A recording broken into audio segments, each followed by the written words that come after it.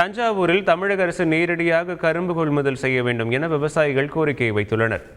காசநாடுபுதூர் பகுதியைச் சேர்ந்த செல்வராஜ் என்பவர் இயற்கை வேளாண்மை மூலம் கரும்பு சாகுபடி செய்துள்ள நிலையில் கரும்பு நீண்ட தூரம் வளர்ந்து மிகவும் இனிப்பாக உள்ளதாக மகிழ்ச்சி தெரிவித்தார்.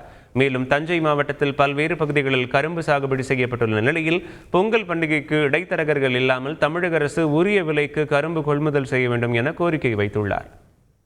அறுவடை காலங்களில் இந்த இடைத்தரகர்கள் என்ன பண்ணுவாங்கன்னா, அந்த கரும்பை பாதி விலைக்கு வாங்கி அவங்க சம்பாரிச்சிட்டு போயிடுவாங்க. ஏன்னா நாங்கள் அந்த கரும்புக்கு ஏக்கருக்கு நாங்கள் குறைஞ்சபட்சம் 50,000லேருந்து 75,000 வரைக்கும் நாங்கள் செலவு பண்ணியிருக்கோம். இந்த செலவெல்லாம் நாங்கள் ஈடுகட்டணும்னா இந்த பொங்கல் சீசனில் அந்த கரும்பை விற்றாதான் நாங்கள் விவசாயிகளுக்கு பலன் கிடைக்கும். ஆனால் இடைத்தரகர்கள் என்ன பண்ணுவாங்கன்னா, கரும்பு 12 ரூபாய்க்கு கொடுங்க, 10 ரூபாய்க்கு கொடுங்கன்னு வாங்கிட்டு போய் விற்றுருவாங்க. ஏன்னா நான் அந்த மாதிரி இல்லாமல் அரசாங்கம் என்ன பண்ணணும்னா, அரசாங்களே கொள்முதல் பண்ணி எங்களுக்கு கொடுத்தாங்கன்னா நல்ல பலன் விவசாயிகளுக்கு கிடைக்கும். செய்திகளை உடனுக்குடன் தெரிந்து கொள்ள உடனே சப்ஸ்கிரைப் பண்ணுங்க.